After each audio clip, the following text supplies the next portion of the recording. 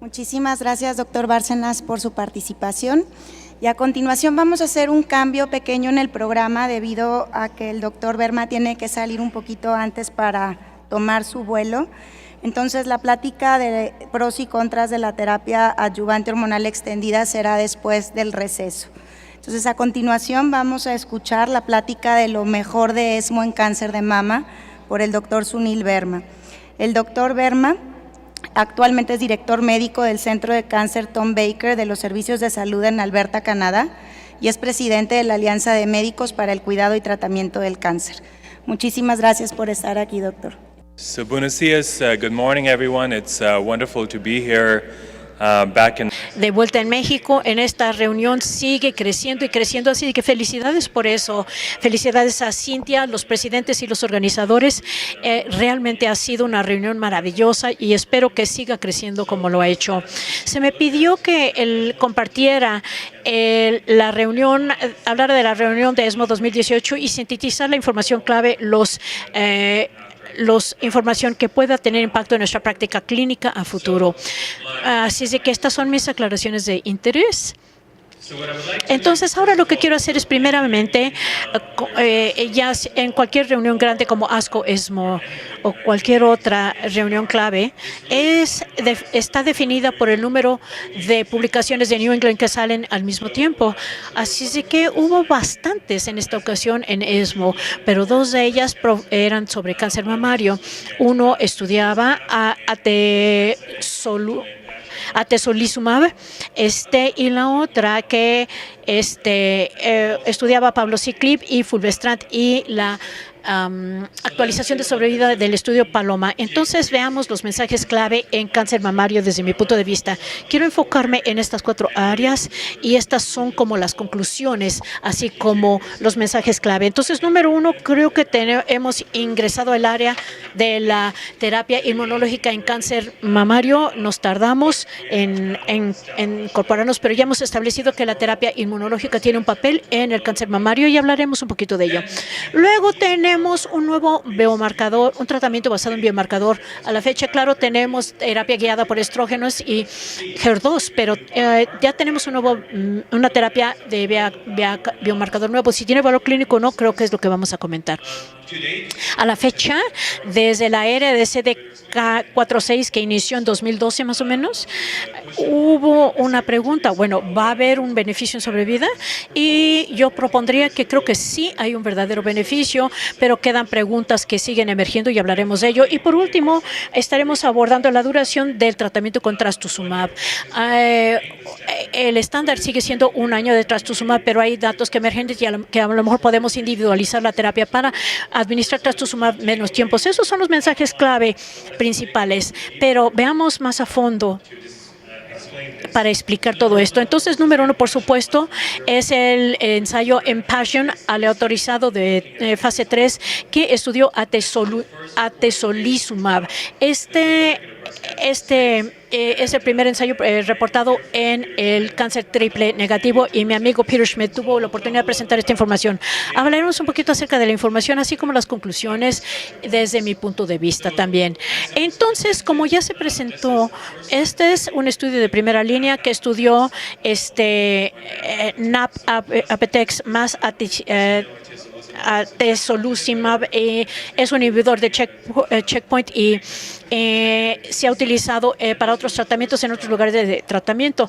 Y este fue el primer estudio. Entonces, hay ciertas inquietudes acerca del uso concurrente de esteroides y como se puede entregar sin el uso concurrente de esteroides, se utilizó como un aliado, digamos. Estos fueron pacientes con cáncer triple negativo de mama, recibieron esta terapia como primera línea y el intervalo libre de enfermedad fue de más de 12 meses.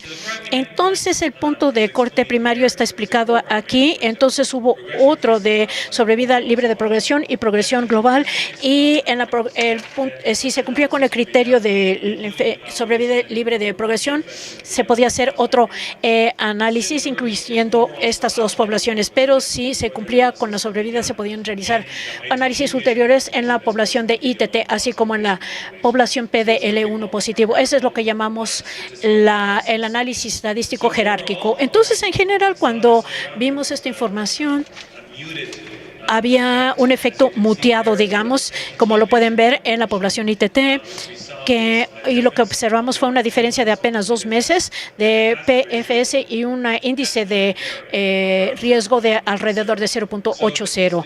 Entonces, esto tiene significado estadístico, pero uno dudaría que si tiene significado clínico o no en una diferencia en la sobrevida libre de progresión, pero emergió una señal en la población PDL1. 40% de estos pacientes se consideraban ser PDL1 positivo, definido por la presencia de células inmunes PDL1. Este fue un análisis diferente en donde se utilizó en otras áreas terapéuticas. Aquí estamos viendo únicamente células inmunológicas. Y aquí nuevamente 5 meses versus 7 meses y medio, un índice de peligro de 0.2. Hay una emergencia de efecto de tratamiento. Nuevamente la diferencia en PFS, cuando menos absoluta, es de significado dudable, pero ahí está una diferencia estadística.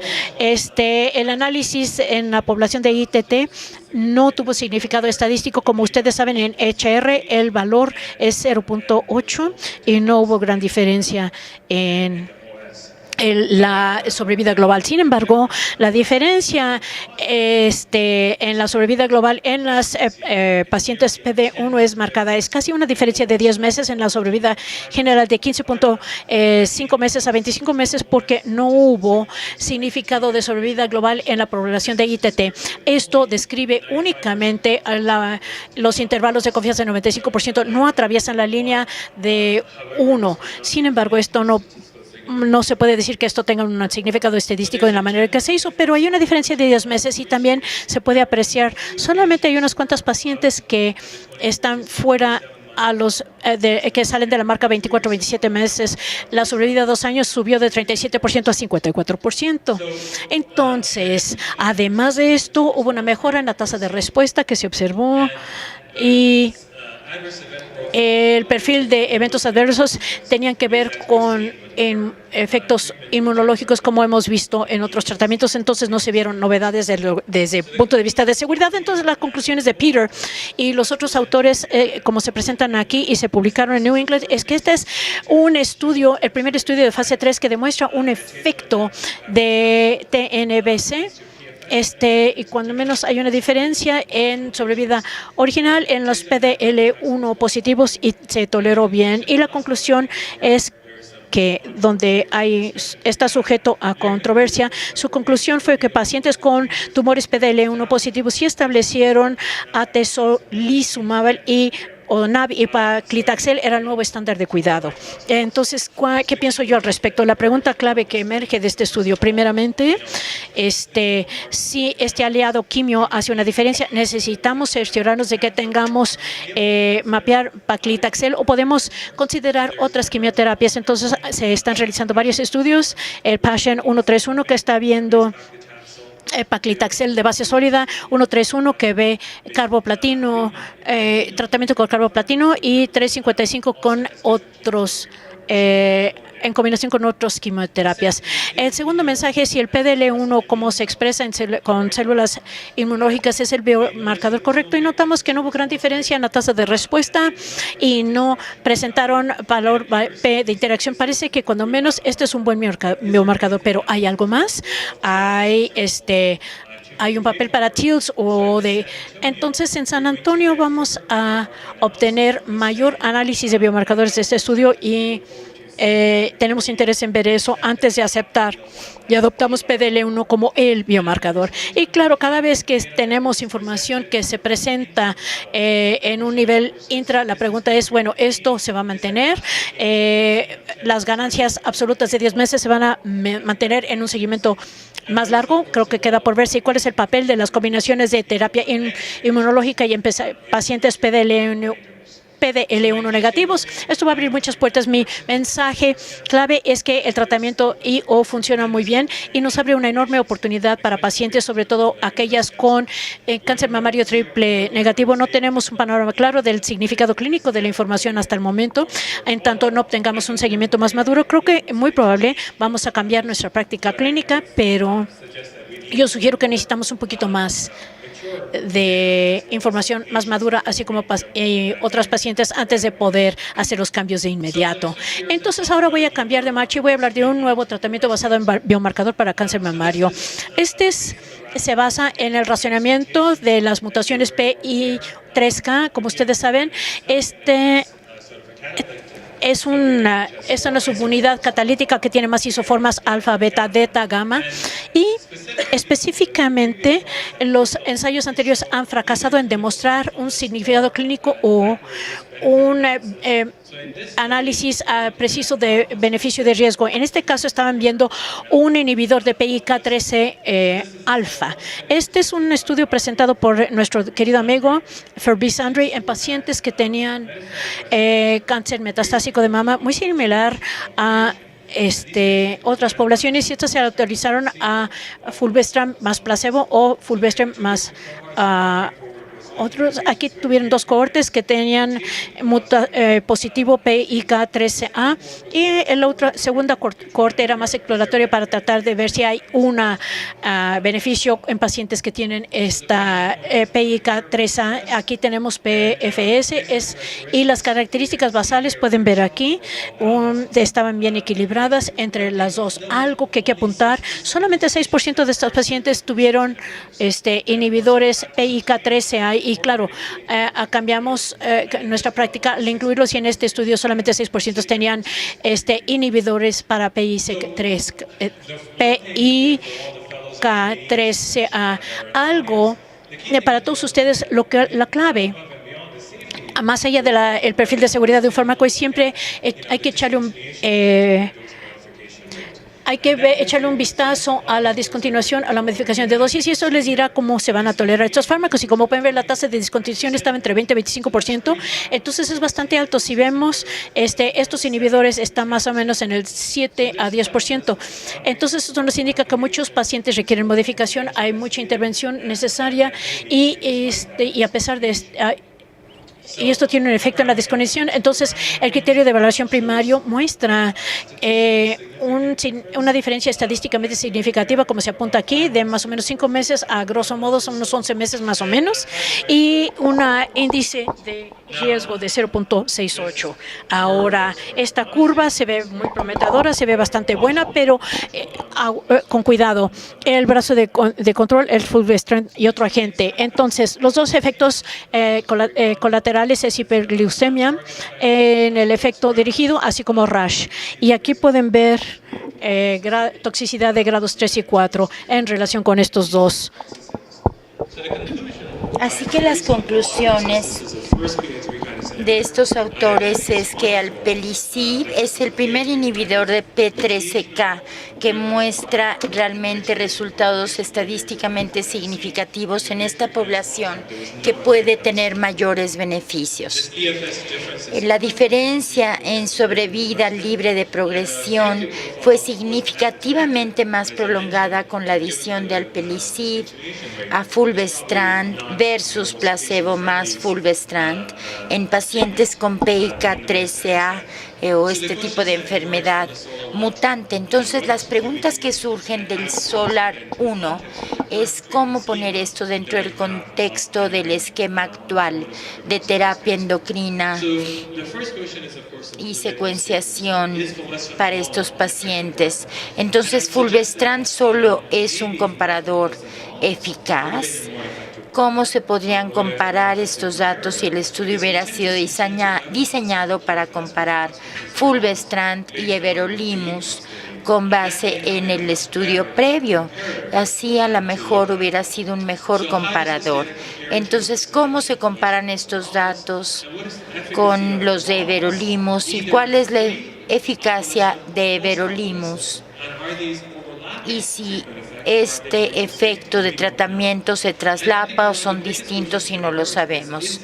Entonces me parece que a lo mejor debemos identificar si hay un papel o si este fármaco juega un papel para algunas pacientes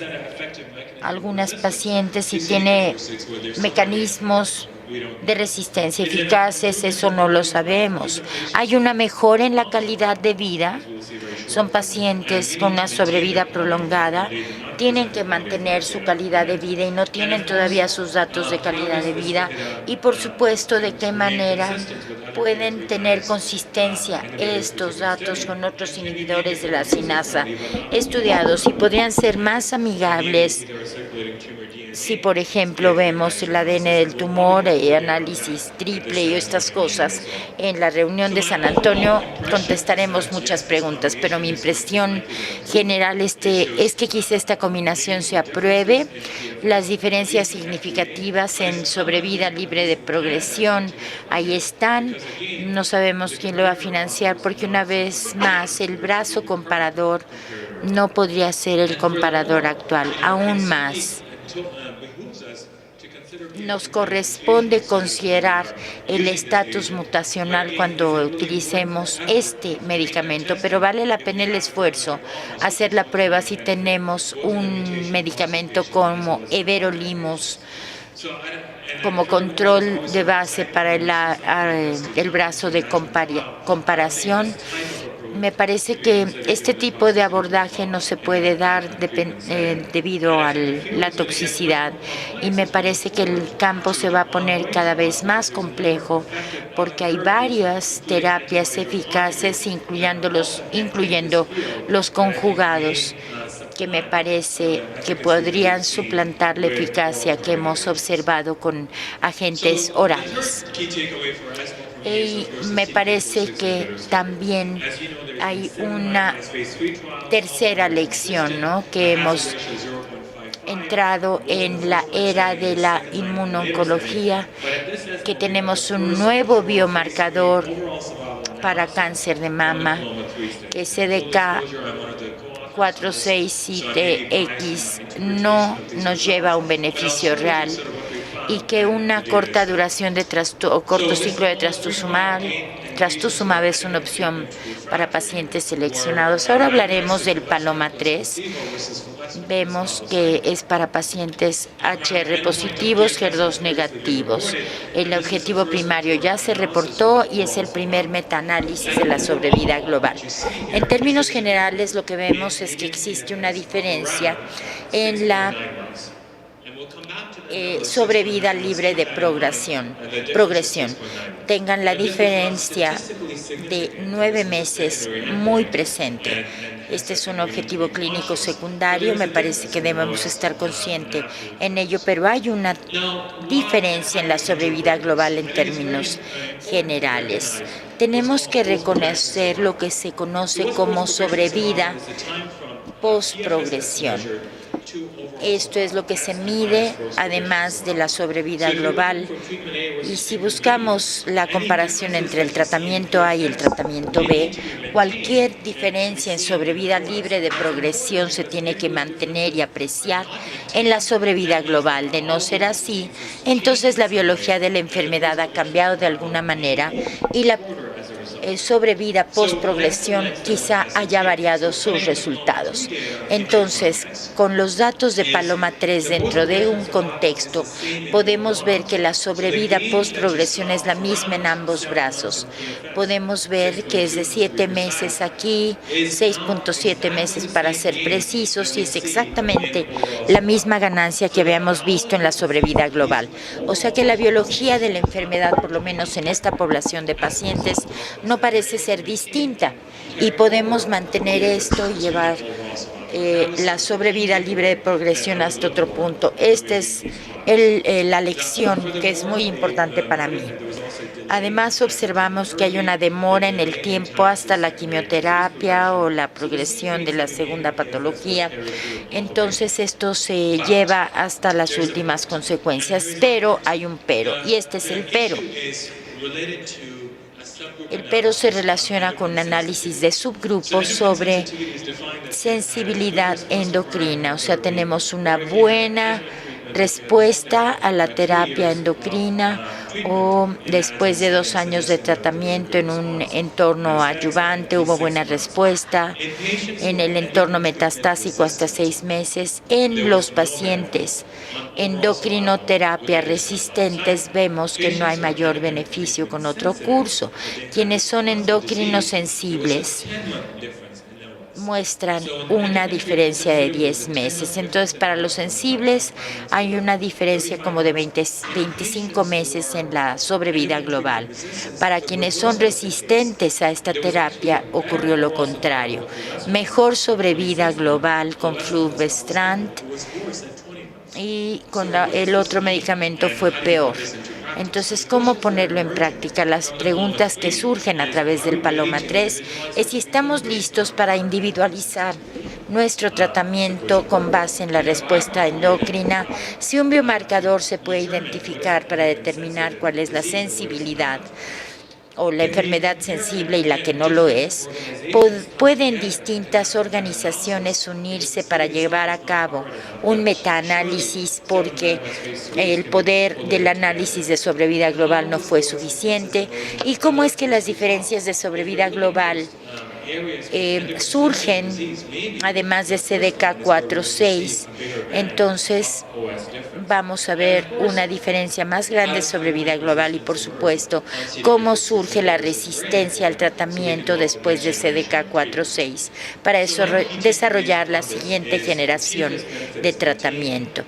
Entonces se mantiene la sobrevida libre de progresión, se cambia la sobrevida global. La sobrevida global me indica y me parece que es concluyente en el sentido de que CDK4/6 pueden aumentar la sensibilidad endocrina, pero no son agentes que puedan realmente revertir la endocrinoresistencia. Para quienes tienen enfermedad endocrino sensible, podemos incluso mejorarlos más, pero en los que son refractarios al tratamiento, a lo mejor no se pueda revertir la resistencia. Y como ya mencioné, a lo mejor los primeros o los estudios de CDK4/6 de primera línea pueden tener el mayor beneficio, pero también el mayor costo. Entonces, menor duración de trastuzumab. ¿Para qué haría uno eso? El elefante en la habitación es el costo. Los fármacos que cuestan de $40 a $45,000 al año, y el tratar de reducir ese costo es muy importante desde el punto de vista de la sociedad, porque tenemos que incorporar algunas de las nuevas terapias dirigidas. Así que bueno, tomé algunas fotografías, me disculpo por la calidad de las diapositivas, pero me parecen que contienen información muy importante. Presentamos estos datos y vemos cuál es la iniciativa europea en cuanto a la duración. Ha habido 5 estudios aleatorizados. La iniciativa es la europea, como les dije, pero se aleatorizó a un gran número de pacientes. Este es un resumen de los estudios. Cada uno fue diseñado con un objetivo clínico distinto de no inferioridad, lo cual representa un reto, porque ¿cómo podemos tener un objetivo clínico de no inferioridad? Eso es muy importante. En segundo lugar, la duración de trastuzumab, 9 semanas, 6 meses en estos estudios. Pero el mensaje importante aquí es que el objetivo clínico de no inferioridad solo lo cumple un estudio. El que sí lo reúne es Persephone, o si lo logres Persephone, 6 meses de trastuzumab, vimos que era no inferior, no inferior, sino similar a 1 año de trastuzumab. Así que, ¿cómo ponemos estos datos en contexto? Tenemos un estudio positivo y 4 que no reúnen el objetivo clínico. Un estudio corto de HER2 que incluye trastuzumab. Y estos son los datos que nos ofrece otro grupo de trabajo. A lo mejor en la población global de pacientes, un año sea mejor que 9 semanas, ¿verdad? Pero a lo mejor no. ¿Y qué tal si viéramos a pacientes que no están en riesgo intermedio o bajo, sino alto? ¿Qué pasaría? Incluso con un riesgo intermedio aquí. En los que están en riesgo intermedio abajo, no hay riesgo en los desenlaces si son 9 meses o 12 de trastuzumab. Pero ¿cómo lo utilizamos en la práctica clínica? Franco Touku nos dice que tenemos que ser muy cuidadosos al extrapolar estos resultados, porque nuestra población de pacientes resultó ser CDK positivo. Entonces, ¿cómo vamos a analizar los resultados? Hay una señal de que incluso para las pacientes de menor riesgo nos podamos librar de esta situación. Pero, ¿qué cuestiones han surgido de este estudio? Número 1, ¿para qué pacientes tendríamos que considerar duraciones más cortas? Para los que tienen PCR, ¿qué pasa? Para los de estadificación inicial, ¿qué pasa? ¿Qué tenemos que hacer en cuanto a la biología y en cuanto a los que tienen buen pronóstico? Con trastuzumab, ¿podríamos realmente desescalar la quimioterapia y trastuzumab para las ganglionegativos T1? ¿O vamos a desescalar solo una o la otra, uno o el otro medicamento? ¿Qué tenemos que hacer con este subgrupo de pacientes? ¿Hay una duración mínima que se requiere? 9 semanas, 3 meses, 6 meses. Podemos estandarizar la valoración porque estos linfocitos que se infiltran en el tumor nos pueden llevar a mejor pronóstico, sugiriendo que no habría una gran diferencia con trastuzumab constante en estos pacientes. Entonces, lo que tenemos que poner en perspectiva es que tiene que haber un metaanálisis de estas 14,000 pacientes y esto pues ya está en curso. También necesita haber más análisis de los otros estudios grandes, ver cuáles son las variables patológicas clínicas que nos sugiera si hay una duración más larga o no de trastuzumab. Y con el estudio francés podemos ver qué pasa con la comparación en los distintos periodos. ¿Es razonable? Me parece que es razonable para quienes están con un riesgo bajo o en las etapas precoces de cáncer de mama, especialmente si hay preocupaciones a nivel cardíaco o algún cambio en su función cardíaca. Creo que es razonable tener una discusión informada con estos pacientes y decirle, no sé si haya valor agregado más allá de 6 meses, pero la adopción más amplia, significativa, tendrá que esperar hasta que tengamos todo el metaanálisis. Y esto es el comentario como al margen, porque ¿cómo podemos adoptar un abordaje de quimioterapia desescalado con base en un solo brazo de un estudio de fase 2 y tener algún problema en la adopción de tal estrategia durante una duración menor? O sea, tenemos que darle lo mejor a nuestras pacientes y a lo mejor tenemos que desescalar el tratamiento. La conclusión final, y esto lo tomo de algunos colegas y de mi práctica clínica propia, hemos entrado en esta era impresionante. La práctica clínica tiene un impacto impresionante, también la investigación. Tenemos un tratamiento basado en un biomarcador. No sabemos cuál era el comparador ni si es lo suficientemente efectivo. Entonces, el impacto puede ser moderado a nivel de investigación y a nivel de la práctica puede ser bajo, sobre todo en la arena de CDK4/6. Esto nos puede llevar a un alto beneficio en términos de investigación, pero a un impacto moderado en la práctica clínica, ¿no? Eso es lo que vamos a ver porque hay muchos CDK4/6 que ya se han adoptado. y si hubiera sido un estudio negativo, esto sí hubiera cambiado nuestra práctica. Una menor duración de trastuzumab es opción para pacientes seleccionadas. El impacto a nivel de investigación alto. El impacto clínico a ser determinado. Con esto les agradezco muchísimo su atención y ha sido un placer compartir este espacio con ustedes.